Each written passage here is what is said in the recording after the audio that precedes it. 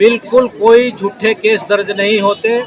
मैं कई प्रदेशों में रहा हूँ, मैं केंद्र सरकार में भी रहा हूँ, सीमा सुरक्षा बल में भी रहा हूँ। सीमा सुरक्षा बल में मैं जम्मू कश्मीर में भी तैनात रहा हूँ।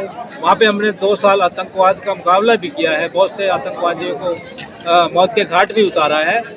मैं ये दावे के साथ कह सकता हूँ कि ये बिल्कुल जो इनके जो एलिगेशंस हैं कि झूठे मुकदमे दर्ज कराए जाते हैं या झूठे आरोप लगाए जाते हैं, बिल्कुल झूठे हैं, बिल्कुल इनमें कोई सच्चाई नहीं है। रोज़ तो खबरें अखबार में पढ़ने को मिलती हैं। अभी हाल ही में तमिलनाडु में एक वृद्ध महिला ने, दलित समाज की, जिसको हम छूत समाज भी कहते हैं, एक तालाब से पानी पी लिया। पूरे गांव ने पहले उस तालाब का पानी खाली किया, फिर उसको गोबर से लिपा तालाब को, और फिर उसमें दोबारा पानी डाला। अब बताओ, गोबर लिपने से क्या वो पानी शुद्ध हो गया?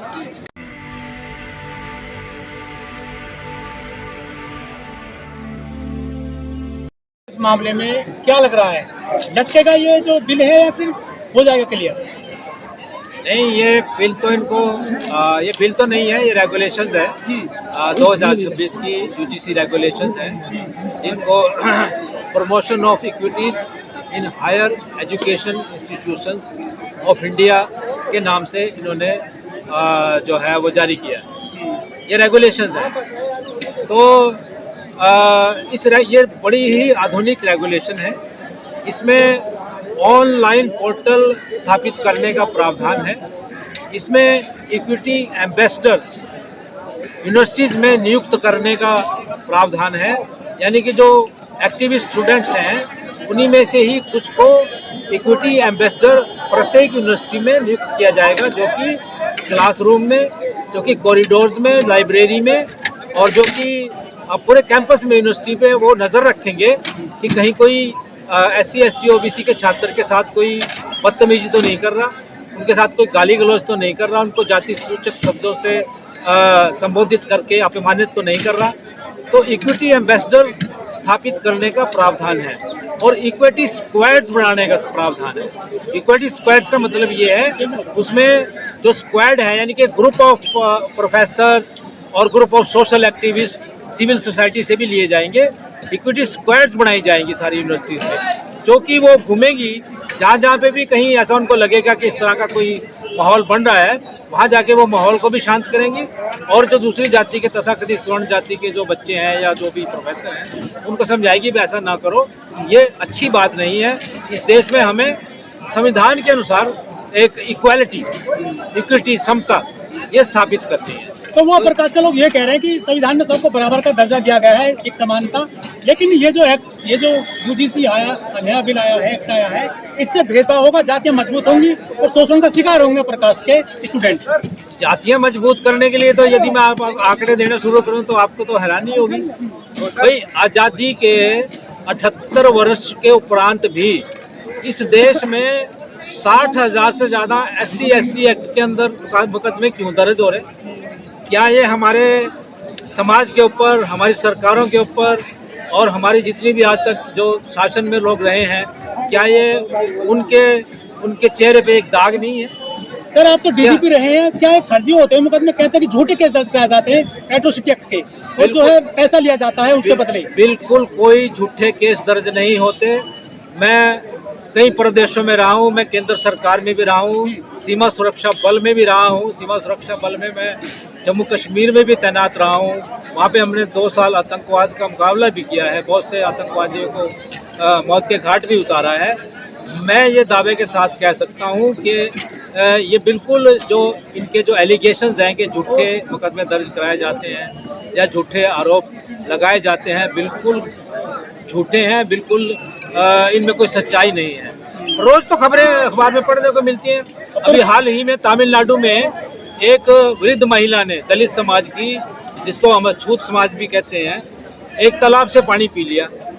पूरे गांव ने पहले उस तालाब का पानी खाली किया, फिर उसको गोबर से लिपा तालाब को, और फिर उसमें दोबारा पानी डाला। अब बताओ, गोबर लिपने से क्या वो पानी शुद्ध हो गया? और एक दलित महिला के मुट्ठी में पानी लेकर पीने से वो पानी जो है गंदा हो गया? क्या ये झूठी बात है? हिमाचल प्रदेश के अंदर यदि किसी सरकारी फंक्शन में दूसरे सभी समाज के लोग इकट्ठे होकर जाते हैं तो दलित समाज के लोगों को अपने पतीले, अपनी कड़छियाँ, अपनी पलेटें अलग लेके जानी पड़ती हैं। जहाँ से आप आते हैं? जी, मैं नहीं आता वहाँ से, मैं हरियाणा का हूँ। मैं वहाँ पे मेरा कार्ड था, वहाँ पे मैं नौकरी करता था। तो अपने ये सारे बर्तन साथ लेके जाने पड़ते हैं, अपने चूल्हे साथ लेके जाने पड़ते हैं, अपना खाना अलग बनाते हैं, अलग बैठ के खाते हैं। ये जातिवाद सरकारी स्कूलों में मिड डे मील का जब निपटारा होता है, मिड डे मील जब बच्चों को निपटाई जाती है, खिलाई जाती है, दलित समाज के बच्चों को अलग बिठाया जाता है और स्वर्ण समाज के बच्चों को अलग बिठाया जाता है। ये चीजें कोई छुपी हुई थोड़ी है किसी से। तो कैसे कह सकते हैं कि भेदभाव नहीं हो रहा इस देश के अंदर? ये 70,000 मुकदमे तो कम है सर। ये 70,000 मुकदमे ये असलियत नहीं है, ये तो एक टिप ऑफ द आइसबर्ग है।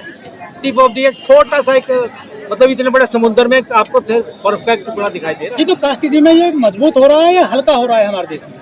कास्टिज्म तो मजबूत हो रहा है। जब से सरकार आई है 2014 से, उसके बाद तो इन्होंने तो बहुत उद्यम मचा रखा है। ये तो ना तो किसी अल्पसंख्यक को जीने दे रहे हैं, उनके दाढ़ियां फाड़ते हैं कहीं पे भी बाजार में, कहते हैं जय श्री राम बोलो, और गोरक्षक के नाम पे गुंडागर्दी चल रही है। लेकिन सीजे साहब ने जब ये इसमें डिसीजन दिया था यूजीसी एक्ट वाले मैटर में, कहा था अब तो शादी भी हो रही है आपस में, इंटरकास्ट मैरिज हो रही है, ये बयान उनका बिल्कुल हो रही है उनके बयान में कोई लेकिन कितने पैमाने पर हो रही है? कोई लाखों में एक शादी हो जाए तो उसको कह देते हैं जी इंटरकास्ट मैरिज होगी। ये उन्होंने ये नहीं बताया कि इंटरकास्ट मैरिज जब बच्चा हमारे समाज का, दलित समाज का कोई स्वर्ण समाज की लड़की से कर लेता है, उसकी कितनी हत्याएं हुई हैं, कितने लोगों को मौत के घाट उतार दिया, मॉब लिंचिंग हुई है, उसका क्यों नहीं एग्जाम्पल दिया उसने? अपर कास्ट के लोगों ने हमारे हरियाणा में आप करके देख लो ना शादी, कोई दलित समाज का बच्चा किसी दूसरे स्वर्ण समाज की बच्ची आप आ जाएंगे वहाँ, तो आप आ जाएंगे, वो खाप आ जाएंगे और मजाल है उसको जिंदा रहने दें। पूरे इंडिया में भी कहीं चला जाएगा उसको जिंदा रहने। अपर कास्ट के लोग कह रहे हैं कि ये जो एक्ट आया है हमारे बच्चों के लिए डेथ वारंट है, सीधे सीधे उन्होंने बोल दिया। मैं वही बताया, मैंने स्टेज से भी बताया, इसमें जो चेक्स एंड बैलेंसेस, इसमें ऐसा कोई मनमानी करने वाले प्रावधान नहीं है। ये इसमें कमेटी, इक्विटी कमेटी सेल्स स्थापित किए जाएंगे। जब भी इक्विटी कमेटी सेल्स के पास कोई शिकायत आएगी, उसमें प्रोफेसर भी होते हैं कमेटी में, उसमें स्टूडेंट्स भी होते हैं, उसमें सिविल एक्टिविस्ट भी होते हैं, ठीक है। तो वो कमेटी जब उस कंप्लेंट को एग्जामिन करती है तो क्या वो सारे के सारे लोग कमेटी में बेईमान होंगे? ये सारे के सारे लोग जो हैं वो सच्चाई से वाकिफ नहीं होंगे? सर, जेएनयू के कुलपति कह रही हैं इनको शौक आ गया है कि ये हम पीड़ित हैं। विक्टिम कार्ड खेलते हैं। ये विक्टिम, हम तो विक्टिम हैं, कार्ड खेलने की जरूरत क्या है हमको? सारे आंकड़े कहीं भी उठा के देख लो भाई। सवाल ये है कि हमारा जुडिशरी जिसको आप कह रहे हैं हायर जुडिशरी मतलब high court and supreme court, कितने दलित जज हैं, कितने पिछड़े जज हैं? तो ये विक्टिम कार्ड है, ये तो सच्चाई है। और कितने सुनो 47 सेंट्रल यूनिवर्सिटीज हैं देश के अंदर, कितने वाइस चांसलर दलित पिछड़े हैं? 7 और 2 9, सिर्फ 9 यूनिवर्सिटीज में दलित पिछड़े वर्ग के वाइस चांसलर हैं। 38 यूनिवर्सिटी में तथाकथित स्वर्ण जाति के लोग जो है वो वाइस चांसलर हैं। ये आंकड़े गलत हैं। एनएफएस से क्या समझते हैं सर जी? एनएफएस बहुत आजकल चर्चा में है, बहुत ज्यादा कह रहे हैं कि काबिल नहीं है SC ST OBC के लोग। नॉट फाउंड सुटेबल इन्होंने क्या ये हथियार निकाला है? जो भी लोग मतलब सत्ता में होते हैं, पावर में होते हैं, जो इंटरव्यू के बोर्ड बेंच के उस तरफ बैठे होते हैं और हमारे जैसे का इंटरव्यू लेते हैं, तो ये नॉट फाउंड सुटेबल एक वर्ड निकाल लिया है। इसकी क्या प्रमाणिकता है? नॉट फाउंड सुटेबल, क्या वो पागल है? क्या उसके पास उसने कोई एग्जाम पास नहीं किया? क्या उसके पास BA की BSc की डिग्री नहीं है? तो नॉट फाउंड सुटेबल जो एक वेग वर्ड है, एक संदेहास्पद शब्द है, जिसका के नाजायज इस्तेमाल करके हमारे बच्चों को एडमिशन से वंचित ये लोग करते रहे। लोग कह रहे हैं कि इंटरव्यू समाप्त होना चाहिए। यूपीएससी के चेयरमैन जो बिहार से हैं, उन्होंने ये कहा कि हरियाणा की यूनिवर्सिटियां लायक बच्चे पैदा नहीं करती। क्या लगती है? अब ये तो उसी से पूछो, उसने कितने बच्चे पैदा करे, ये उससे पूछ लो जरा एक बार। नहीं, उन्होंने कहा इस तरह की पढ़ाई हरियाणा में नहीं होती है कि वो यूपीएससी के लिए बच्चे एग्जाम कर पाए। यूपीएससी देखो, अगर उसने ये कहा है तो उसको तो तुरंत इस्तीफा दे देना चाहिए या उसको सरकार को उसको हटा देना चाहिए वहाँ। सर कह रहे हैं आरक्षण कब तक आप रहोगे, आरक्षण कब तक लेते रहोगे आप? आरक्षण जब तक लेते रहेंगे जब तक हमारा जो सभी आरक्षण जिस वजह से हमारे को मिला था, आरक्षण का मतलब ये नहीं था कि हमें 2-4 क्लर्कों की या 2-4 चपड़ासियों की नौकरियां दे दो आप। आरक्षण बाबा साहब डॉक्टर अंबेडकर ने इसलिए दिया था कि हम इस देश के अंदर निर्णायक भूमिका निभा सके, हमें निर्णय लेने का अधिकार हो। तो हम पीछे लगे रहेंगे? हम क्या झाड़ू पकड़ के इनके पीछे लगे रहेंगे? इस देश का गृह मंत्री दलित या आदिवासी क्यों नहीं है? भाई जो लोग हमारे ऊपर अत्याचार करते हैं उन्हीं का गृह मंत्री बना हुआ है। वो कभी हमारे खिलाफ जो अत्याचार हो रहे हैं उनमें कभी इंसाफ करेगा?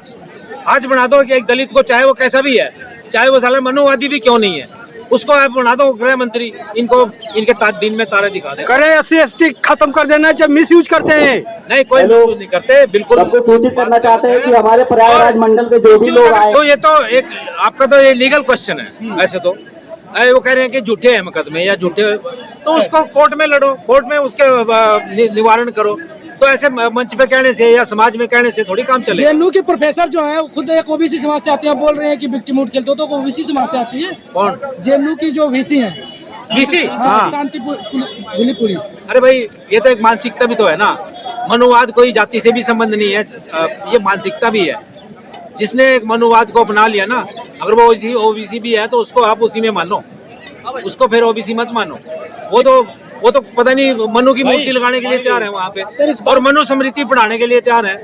यूजीसी में पहली बार ओबीसी को डाला गया है सर, ये जरूरी था क्या शोषण का भी हो रहा है भाई, ओबीसी वालों का भी हो रहा है? तभी तो सरकार को लगा है कि हो रहा है, तभी तो डाला है। खेती बाड़ी से मजबूत आदमी, लाठी से मजबूत है। कौन ओबीसी? कौन से ओबीसी? तो सामने याद। अरे यार, क्या बात कर रहे हो बेचारे? अरे ओबीसी छतरी में आते हैं। मेरी बात, जो कुम्हार समाज के लोग हैं, जो धोबी समाज के लोग हैं, और जो पानी फेंकते हैं सड़कों पे, ये समाज के लोग हैं, और जो तरखान हैं, जो कि कारपेंटर हैं, तो सारा दिन मेहनत करते हैं। तो इनके पास जमीनें हैं, आपको कहाँ से आंकड़े मिले? इनके पास किसी के पास जमीनें नहीं है। ये हाथ के दस्तकार हैं, मेहनत करके खाना। ये राजमिस्त्री हैं, ठीक है, प्लास्टर करते हैं, मकान बनाते हैं, शीशे का काम करते हैं, छोटे मोटे मोटर मैकेनिक है। इनके पास कहाँ जमीनें हैं? ठीक है, एक ओबीसी समाज के एक छोटे से वर्ग के पास अगर थोड़ी बहुत जमीन है भी, तो इसको उनसे भी वो जलन हो रही है।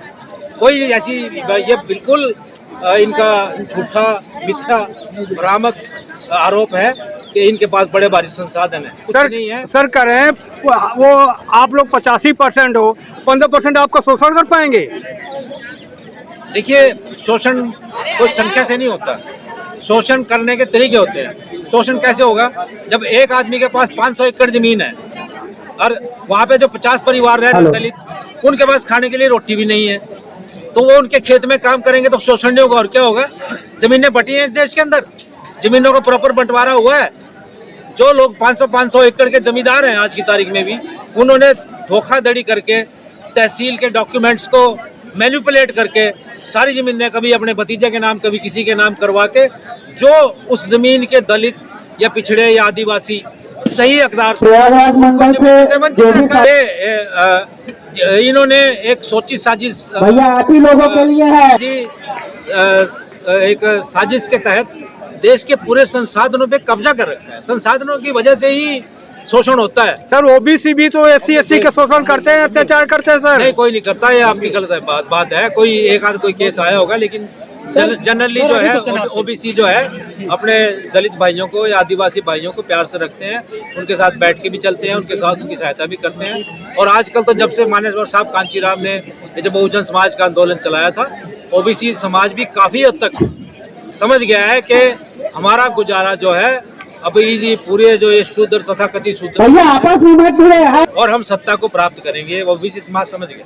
सर एससी का व्यक्ति चाहे राष्ट्रपति बन जाए, चाहे सीजीआई बन जाए, लेकिन उनपे जो है जाति के आधार पर अत्याचार नहीं रुक रहा है। सीजीआई साहब का मामला हो, चाहे रामनाथ कोविंद का हो, चाहे आदिवासी राष्ट्रपति हैं, इनके साथ ये अत्याचार मंदिर में नहीं जा सकती या सम्मान नहीं मिल सकता, चेयर पे आके चले जाते हैं।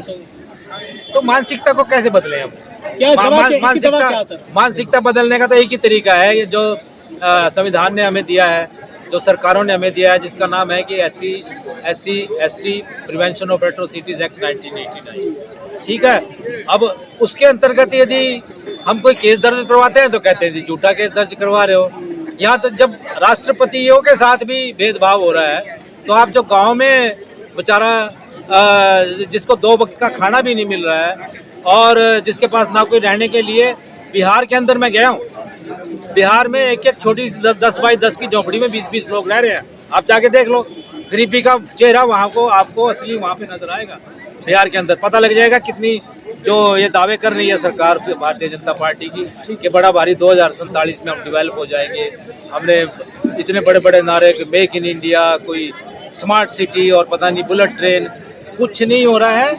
80 करोड़ लोगों को, जैसे स्वामी प्रसाद मौर्य जी ने स्टेज से कहा, 80 करोड़ लोगों को 5 किलो अनाज तक ही सीमित रखा जा रहा है। और अब तो गैस भी नहीं मिल रही। अब गैस नहीं मिल रही, ये तो मतलब अब क्या कहें इस बात को कि भाई गैस क्यों नहीं मिल रही। अब जब एक अत्याचारी के साथ आप एक दिन युद्ध के एक दिन पहले जाके खड़े हो जाएंगे, चाहे वो गलती से खड़े हुए या जो भी हुआ, लेकिन कितना बड़ा नुकसान होगा, नहीं करना चाहिए। एक समझदार